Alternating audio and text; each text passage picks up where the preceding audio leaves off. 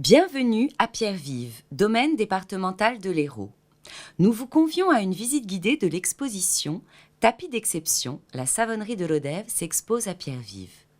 Cette exposition met en lumière l'essor de ce foyer de création, fruit d'une histoire singulière, dont les productions contribuent à l'ornement des plus prestigieuses institutions de l'État et, à travers le monde, de nos résidences diplomatiques. Les tapis, tissés à Lodève, portent loin le renom de la cité qui les a vus naître. Cette exposition, réalisée en collaboration avec le Mobilier National et la Savonnerie de Lodève, rend hommage au savoir-faire d'excellence d'Hélissier. Ancien garde-meuble de la couronne, le Mobilier National, tout en gardant ses missions d'origine, a évolué au fil des siècles. Créé en 1603 par Henri IV, c'est en 1663 que Louis XIV et Colbert réorganisent l'institution du garde-meuble avec un double souci, celui de la gloire et celui de la gestion patrimoniale. Installé dès sa réorganisation par Colbert à l'hôtel du Petit Bourbon, il devient Mobilier National et est installé depuis 1937 dans un bâtiment construit par Auguste Perret sur les anciens jardins de la manufacture des Gobelins à Paris. En 1959, le Mobilier National est rattaché au ministre en charge des Affaires culturelles. André Malraux crée quelques années plus tard un atelier de recherche et de création. C'est seulement en 1976 que les manufactures des Gobelins, de Beauvais, de la Savonnerie, puis celles d'Alençon et du Puy sont rattachées au Mobilier National. Si le Mobilier National a pour mission de pourvoir à l'ameublement des hauts lieux de la République, il est devenu également un lieu de création textile d'excellence. Tous ces savoir-faire textiles, depuis Louis XIV et grâce à l'impulsion de l'État, ont continuellement épousé l'art de leur temps. Ils témoignent des préoccupations esthétiques de chaque époque et de leur rôle original sur la scène artistique. Génération après génération, les nouveaux créateurs fournissent les modèles d'où naissent des œuvres dont chacune contribue à renouveler le genre. C'est grâce à cela que l'art textile ne cesse de se réinventer tout en restant fidèle à lui-même. Depuis le 1er janvier 2003, l'institution est un service à compétence nationale rattaché à la délégation aux arts plastiques du ministère de la Culture. Montpellier connaît au début du XIVe siècle une grande prospérité commerciale grâce à son trafic avec la Méditerranée orientale. Elle établit des comptoirs à Saint-Jean-d'Acre, Tyr, Tripoli et envoie ses marchands à Constantinople, à Chypre, en Égypte. Elle apporte au pays du Levant des produits fabriqués, en particulier les couvertures et les gros draps de Saint-Pons ou de Lodève et les draps écarlates teints à Montpellier. En référence au tableau de Joseph Vernet de 1764, la vente des draps languedociens destinés au Levant se fait par l'intermédiaire du port de Marseille. À gauche, on aperçoit un homme en noir qui surveille le marquage d'un ballot de drap de laine avant l'embarquement sur les navires. À droite du groupe des Orientaux en costume turc, un commis inspecteur contrôle les attaches d'un ballot de drap, vérifie les plombs et authentifie la marchandise. Afin de redynamiser la ville, la municipalité de Lodève décide d'accueillir 60 familles de harkis. Un atelier de tissage est alors créé pour socialiser les femmes, en s'appuyant sur un savoir-faire pratiqué dans le cadre familial en Algérie. L'apprentissage porte sur le tissage de tapis de haute lisse au point algérien, différent du point berbère. L'administration fait alors appel à Émile Philippon, chef de la manufacture parisienne, pour former ce nouveau personnel.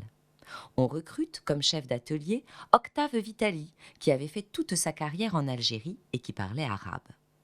Depuis le 1er janvier 1986, les femmes et filles de rapatriés musulmans d'Algérie sont devenues, après titularisation, des fonctionnaires d'État, ce que les lycées d'aujourd'hui sont toujours. Ces documents, issus des archives départementales de l'Hérault, nous content l'histoire de l'artisanat textile en Languedoc. Au XIVe siècle, la draperie languedocienne s'exporte en Italie et dans les pays méditerranéens. L'élevage du mouton sur les coteaux calcaires de l'arrière-pays et le commerce des draps de laine sont prépondérants sur les foires et marchés de la région. car la laine est alors la matière première de l'industrie la plus importante du pays. Grâce à Colbert, qui encourage l'industrie traditionnelle de la draperie, puis aux États du Languedoc, qui accordent une subvention aux draps de laine produits dans la province, leur renommée s'étend dans tout le bassin méditerranéen. Les Orientaux apprécient ces draps légers de couleurs vives, adaptés aux pays chauds. Olivier de Serres incite Henri IV à développer la sériciculture par la plantation de mûriers en Languedoc. Grâce à la réglementation et au progrès du machinisme, la prospérité se poursuit jusqu'au début du XIXe siècle. Avec la vogue des cotonnades, arrive la mode des indiennes, ces toiles peintes et imprimées. Montpellier devient le centre de ce travail, installe des filatures dans les diocèses de Mende, Alès et Lodève.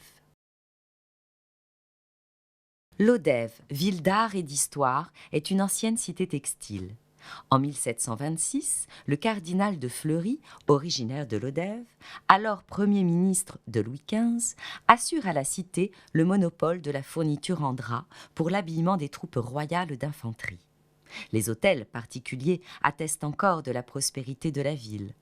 Capitale textile pendant 200 ans, l'activité atteint son apogée au milieu du XIXe siècle, avant de traverser plusieurs crises jusqu'à la fermeture de la dernière usine en 1960. Commence alors un long déclin. La population passe de 13 000 à 7 500 habitants. Les commerces ferment et la main-d'œuvre quitte la cité pour des bassins d'emploi plus prometteurs. Installé pendant 20 ans dans des baraquements qui devaient être provisoires, l'atelier de tissage est installé depuis 1989 dans des bâtiments neufs dessinés par l'architecte Philippe Dubois. Les nouveaux bâtiments répondent de par leur fonctionnalité aux besoins de la manufacture grâce à de vastes et lumineux ateliers. On y trouve également une salle d'exposition et une crèche. Actuellement, des travaux de rénovation et de mise en conformité sont en cours. L'ancienne crèche, fermée depuis 3 ans, va devenir un espace d'exposition et une médiathèque ressources. L'entrée accueillera également une boutique. L'atelier de tissage est créé en 1964 dans un baraquement de type Maroc, à toiture métallique sur des murs en fibrociment. 4 autres de ces constructions sont destinées respectivement au logement de fonction du chef d'atelier, au bureau de l'administration, à la crèche et le dernier au sanitaire. Les familles sont logées dans 3 bâtiments érigés par la Sonacotra dans la cité de la Gare. En 1966, André Malraux, ministre de la Culture, décide le passage de l'atelier de Lodève sous la tutelle de son ministère. Depuis cette date, l'atelier est rattaché à l'administration générale du mobilier national et des manufactures nationales des Gobelins, de Beauvais et de la Savonnerie. Ces 2 tapis berbères, tissés en 1965, illustrent la première période de l'atelier qui coïncide essentiellement à sa mise en place. Le tapis, béni-warin du Moyen Atlas, est traditionnellement tissé sous la forme d'un grand tapis à fond blanc et à dessins bruns. Le tissage revêt une symbolique incontestable au Maroc et dans le Haut-Atlas. Losanges, lignes brisées, damiers, chevrons, croix, croisillons droits ou obliques, peignes, étoiles sont les motifs les plus fréquemment rencontrés. D'autres figures composées de losanges incarnent des scarabées ou des scorpions. Représenté seul, le losange est parfois vu comme l'œil qui protège des mauvais sorts. Les papillons, sous la forme de 2 triangles, se touchant par une de leurs pointes, sont également des fleurs ou des étoiles, symboles de la beauté féminine. Une ligne en forme de zigzag ininterrompu cerne souvent le tapis et peut symboliser le ruisseau, le serpent ou encore la famille. Au fur et à mesure des décennies, la production de ce type de tapis va progressivement être abandonnée.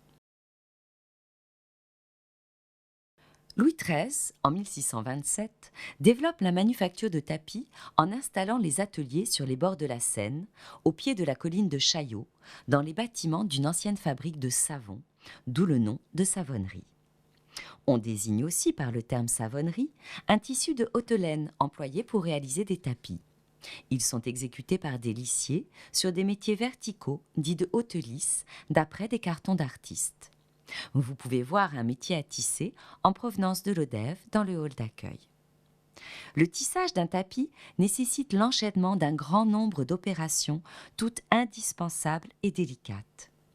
Le lissier travaille sur l'endroit, à contre-jour, de manière à voir le carton et l'ouvrage face à la lumière. Le modèle, à grandeur d'exécution, est placé au-dessus de sa tête.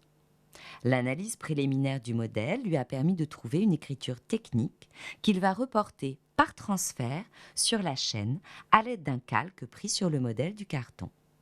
Ces traces vont lui servir de repère pour le tissage. La succession des points noués de laine, reliés entre eux par une boucle, construit peu à peu, à chaque nouvelle rangée, l'image tissée du tapis, à raison de 8 à 20 points au centimètre carré.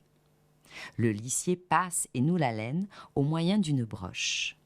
Une armature de lin, tissée horizontalement entre chaque rang de nœuds, vient les bloquer tout en solidifiant le tapis. Cette technique particulière permet de réaliser un velours extrêmement serré. Ensuite vient la tonte. Ce n'est qu'une fois les boucles coupées que le velours apparaît. À l'aide de ciseaux à branches recourbées, le lissier opère un démêlage des brins de laine, puis une première tonte pour étêter les boucles avant de procéder à la tonte finale en s'appuyant sur une planchette de bois, sorte de gabarit permettant d'obtenir la régularité de l'épaisseur du velours. La dernière étape est le travail de finition, intervention longue et délicate à refaire plusieurs fois à l'aide de la pointe des ciseaux. Cette pratique va remettre tous les brins de laine à leur place, redonner la précision nécessaire aux lignes et motifs, tout en feutrant légèrement le velours afin que le dessin ne bouge plus par la suite. Les tapis portent tous le monogramme de la manufacture, un S ou un L, avec en travers le dessin de la broche qui sert à tisser. Vous pouvez observer ici le tapis baie de Paola Yacoub, dont la tombée de métier a eu lieu le 6 juin dernier. Dans le langage du tissage, la tombée de métier est cet instant magique et solennel où l'œuvre achevée est détachée du support qui a permis sa fabrication. De 1995 à 1999, Paola Yacoub a été l'architecte du site des fouilles archéologiques de l'Institut français d'archéologie du Proche-Orient. Il s'agissait de fouilles d'urgence à Beyrouth. Les bâtiments du centre-ville avaient été détruits ou endommagés lors de la guerre civile de 1975 à 1990. Avant que la construction du nouveau centre-ville ne commence, des fouilles ont été entreprises sur toute la zone. Paola Yacoub travaillait sur le site Bey 002. Elle était chargée de relever les différentes strates au fur et à mesure qu'elles émergeaient. 6 époques se sont superposées sur cet espace: ottomane, byzantine, romaine impériale et républicaine, hellénistique et perse. Pour faciliter la lecture de ces relevés, l'artiste a créé un code graphique inédit. Elle a affecté une couleur à chaque strate au fur et à mesure de leur découverte. En 2014, un carton pour un tapis destiné à la manufacture des Gobelins a été réalisé à partir d'un de ces relevés. Il représente un sol byzantin pris en tenaille entre deux murs. Il s'agit probablement d'habitation. Ce relevé exprime par les couleurs ces stratifications superposées. Il donne ainsi à voir plusieurs millénaires de métissage et de migration. Des documents préparatoires sont aussi présentés dans une vitrine annexe. Les tapis de style correspondent à la première évolution du savoir-faire de l'atelier vers une plus grande technicité. Ils vont côtoyer puis remplacer les tapis unis. 3 grandes périodes historiques et stylistiques ont été privilégiées selon une complexité croissante: Empire, Restauration, Louis XIV. Pour le style Louis XIV, les techniciens relèvent des motifs sur des tapis anciens, notamment ceux de la Grande Galerie du Louvre. À l'époque, le tapis est une projection du plafond. On y retrouve donc des corniches, moulures, frises, des éléments que l'on retrouve habituellement dans l'architecture de cette époque. Ce tapis velours a été tissé entre juin 1973 et mars 1975 grâce à la technique du point compté sur millimétré. Cette méthode de travail permet une lecture facile du dessin en ligne et donc un tissage plus rapide. Il s'agit de tracer un décor point par point sur des bandes de papier préalablement imprimées selon la texture du tapis choisi. C'est un travail de longue haleine qui peut aller de 6 mois à 1 an et demi de préparation suivant la grandeur du tapis exécuté. Cette technique n'est quasiment plus utilisée aujourd'hui.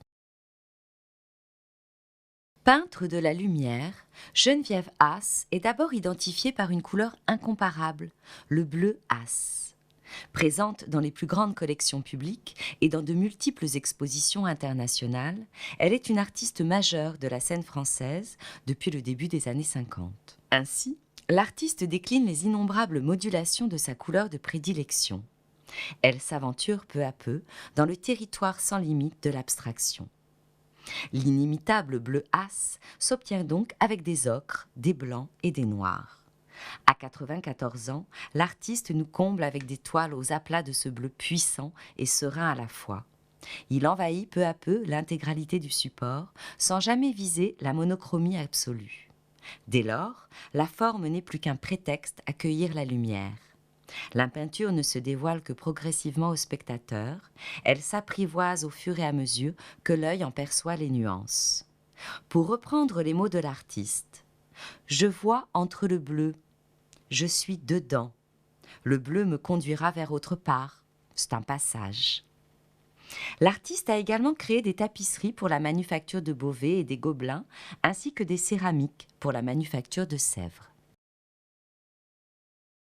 François Morlet est un artiste français. Peintre, graveur et sculpteur, il est considéré comme l'un des acteurs majeurs de l'abstraction géométrique de la seconde moitié du XXe siècle et un précurseur du minimalisme. Les œuvres de François Morlet sont exécutées d'après un système. Chaque choix est défini par un principe établi par avance. Il veut par là donner l'impression de contrôler la création artistique tout en laissant une part de hasard, ce qui donne un tableau imprévisible. Il utilise des formes simples, un petit nombre de couleurs en aplats et des compositions élémentaires. Il crée ainsi ses premières trames, des réseaux de lignes parallèles noires superposées selon un ordre déterminé. François Morlet se saisit de l'oblique et de la diagonale, qui lui permettent de jouer avec la rigidité du carré et de transformer ses lignes en couloirs lorsque sa peinture s'installe. Dans une dialectique jubilatoire entre ordre et désordre, il dépasse le cadre qu'il s'est fixé, cadre qui définit lui-même les règles de son art. Quelques 200 tissages ont vu le jour depuis la création de l'atelier de Lodève. Les uns inspirés par les grands modèles classiques, les autres d'après des modèles contemporains. L'atelier a ainsi collaboré avec une trentaine de créateurs, plasticiens ou designers de différentes nationalités. Ici, un tapis dessiné d'après le modèle de l'artiste française Nathalie Crasset. Le tapis prend pour trame un plan de ferme imaginé par l'architecte Claude-Nicolas Ledoux. Les tracés ont été conservés et une mise en couleur permet de mettre en valeur les différents types d'espaces. La très grande finesse du tissage de laine, due au nombre de points utilisés par centimètre carré, a permis une transposition magistrale du graphisme géométrique du plan. L'artiste s'est montrée attentive à l'échantillonnage de la gamme colorée, et particulièrement à l'étude des gris. Par ailleurs, le choix innovant d'un chromatisme acidulé, contrastant avec l'aspect archéologique du plan, participe à réconcilier deux notions apparemment contraires, modernité et tradition. La difficulté technique a été de tisser un tapis rond. Un tapis rectangulaire est d'ordinaire commencé et terminé par des lisières.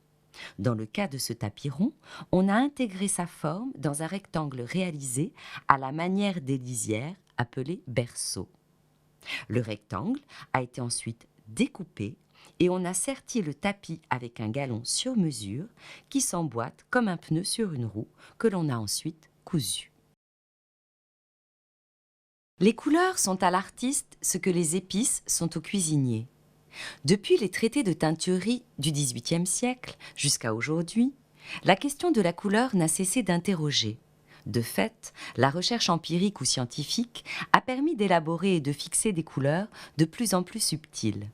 Le mobilier national s'est toujours particulièrement investi dans cette recherche.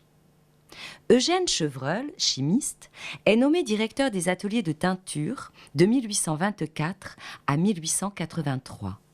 Il est le concepteur de la loi des contrastes simultanés des couleurs.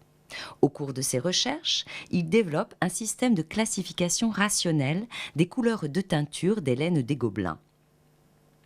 Le cercle chromatique présente 72 tons de laine qui, multipliés par 200 nuances pour chaque tonalité, donnent au total 14 400 coloris référencés et codifiés. Aujourd'hui, le NIM est le nuancier du mobilier national. Héritier du système de classification élaboré par Eugène Chevreul, il est une sorte d'album géant de classification de l'ensemble des laines colorées et utilisées par les manufactures. À la différence du modèle de classification de Chevreul, qui ne comptait que 2 critères, le nuancier d'aujourd'hui comprend 3 dimensions: tonalité, clarté, saturation. Ce système permet aux nouvelles teintes plus vives, issues de la pétrochimie, de trouver leur place au sein de ce service. Il offre par ailleurs la possibilité de suivre le vieillissement des pigments, de retisser une œuvre dans ses tons d'origine ou de faciliter la recherche d'une couleur ancienne pour les restaurations. Le teinturier peut à la demande créer des couleurs inédites. Ainsi, d'année en année, le corpus du NIM s'enrichit et se complète de nouvelles références qui portent, outre leurs coordonnées scientifiques, le nom de l'artiste pour lequel elles ont été fabriquées. L'importance de la couleur pour les lissiers se retrouve aussi dans le travail de la laine et du drap sous l'Ancien Régime. Les archives, fragiles et précieuses, conservées à pierre vive, en portent témoignage. Il est fréquent au XVIIIe siècle que les lettres des inspecteurs des manufactures soient accompagnées d'échantillons d'étoffes teintes, donnant ainsi quantité de renseignements sur les couleurs et les produits employés. Dans les manufactures importantes, la teinture est une branche de la fabrication des draps de laine. Les métiers de la teinturerie regroupent 2 corporations distinctes. Les teinturiers grand teint, qui ne teignent que les étoffes de qualité supérieure, avec des colorants résistants à la lumière, d'origine végétale ou qui proviennent d'insectes tels que le kermès ou la cochenille. Et les teinturiers petit teint, qui teignent des étoffes plus grossières, avec des colorants moins chers et plus instables à la lessive et à la lumière, issus de plantes des bois et des garrigues, telles la garance, le tournesol, les mûres, les genêts, la patience ou encore le noyer. Des règlements stipulent la nature des colorants autorisés pour chacune de ces corporations. Leur fixation sur les fibres textiles s'opère par l'intermédiaire de mordants, des sels métalliques tels que cendre végétale, alun, vert de gris, vitriol ou couperose. La teinture est toujours le résultat d'une réaction chimique entre le couple fibre-colorant. L'art des teinturiers est de composer des nuances dont l'éclat et la solidité défient le temps. L'atelier de teinture, officiellement organisé par Colbert en 1665, est resté depuis lors au même emplacement. Le plus célèbre de ses directeurs a été le chimiste Chevreul, qui resta en fonction pendant 60 ans. À partir de ses recherches, menées sur les contrastes chromatiques, Chevreul élabora une véritable grammaire de la couleur. L'atelier a pour mission de teindre la quantité de fibres textiles nécessaires à l'exécution ou à la restauration de tous les tapis et tapisseries. On parle alors de kilotage. Il faut entre 8 à 10 kg au mètre carré pour un tapis. L'atelier teint annuellement une moyenne de 600 kg de laine, 10 kg de soie et 10 kg de lin. Il reproduit les échantillons sélectionnés au nuancier ou crée des couleurs inédites nécessaires à la transposition du modèle mis en production. Il élabore, en collaboration avec le lissier et l'artiste, de véritables combinaisons chromatiques. Le teinturier est le garant de la pérennité des teintes utilisées.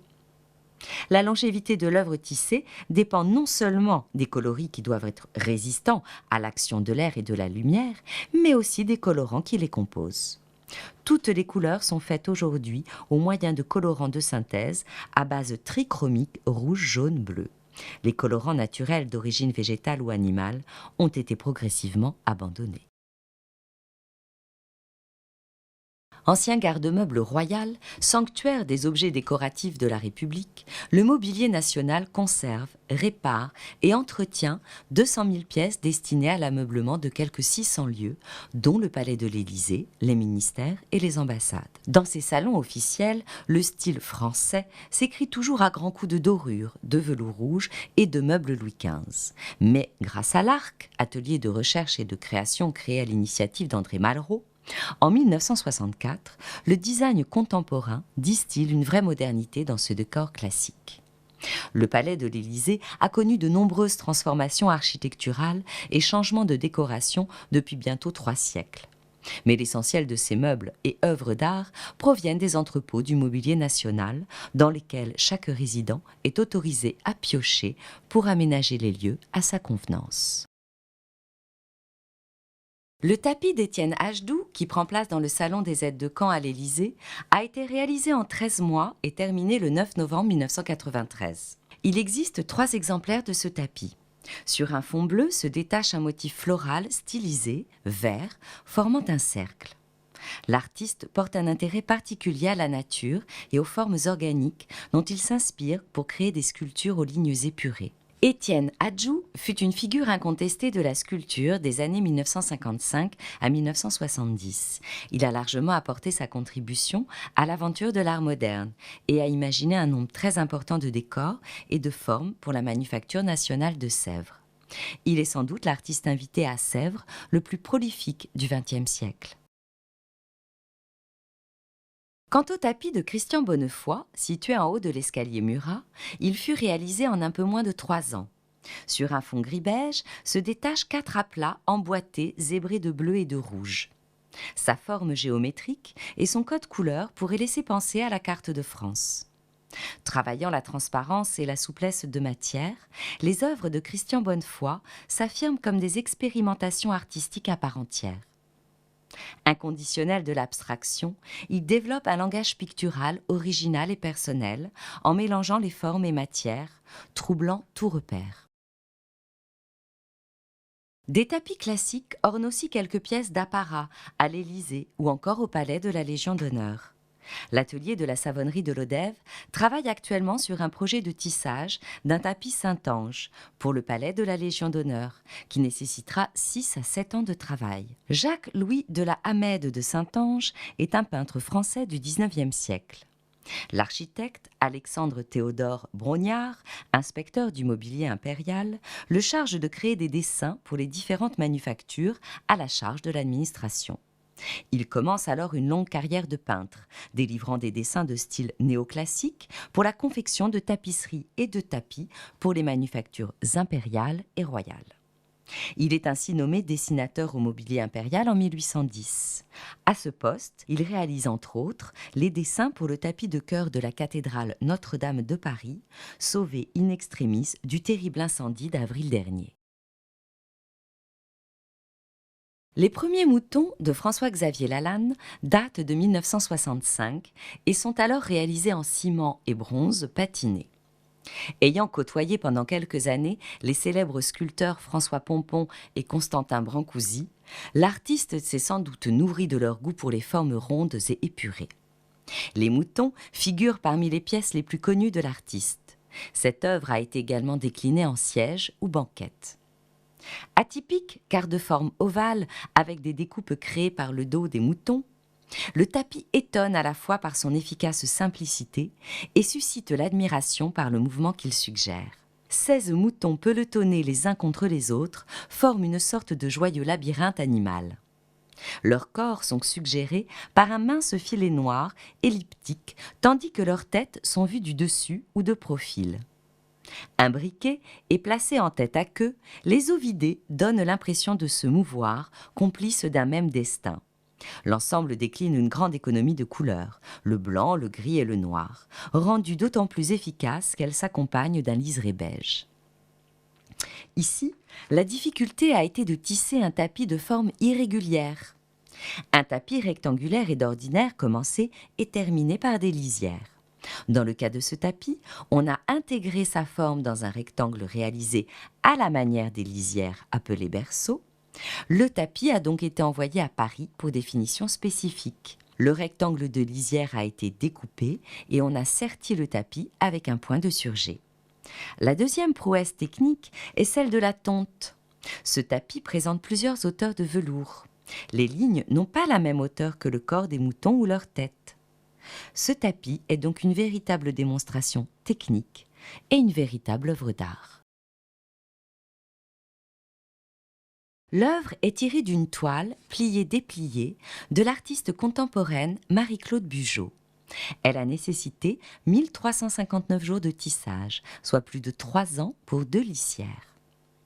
Les travaux récents dans lesquels Marie-Claude Bugeaud utilise la ligne, verticale le plus souvent, horizontale parfois, sont le fruit de cette recherche d'un équilibre précaire entre deux mondes, celui de la couleur et celui de la ligne. Quoi de plus banal a priori que de construire son tableau sur un ensemble de traits sur fond coloré. Cependant, pour ces tableaux à traits verticaux, l'artiste ne parle pas de traits, mais de figures. Il y a toujours dans la rayure quelque chose qui résiste à l'instauration de systèmes, quelque chose qui porte le trouble et la confusion, quelque chose qui fait désordre. Employé isolément, le rayé devient illusion.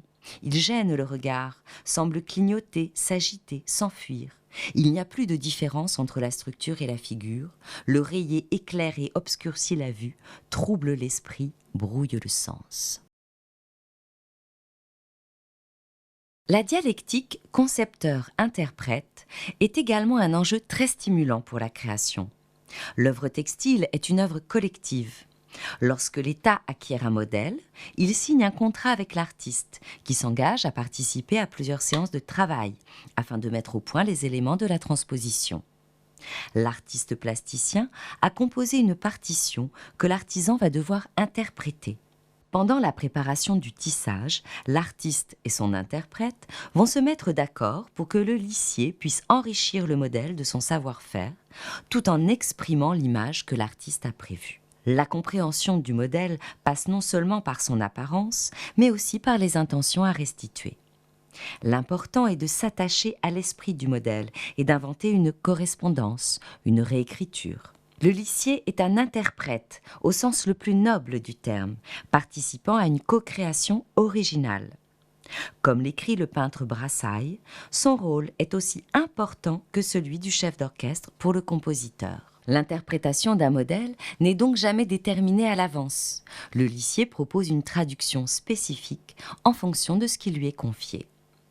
La transposition pose la question de l'agrandissement, des effets de matière et de couleur, des choix d'écriture. C'est la nature même du projet qui induit de nouvelles pratiques et des transversalités de techniques.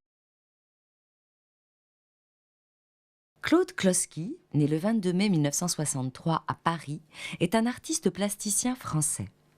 Ayant reçu de l'État la commande d'un carton pour un tapis destiné à meubler une ambassade, l'artiste a prélevé une carte issue d'un manuel de géographie de lycée montrant le processus de mondialisation.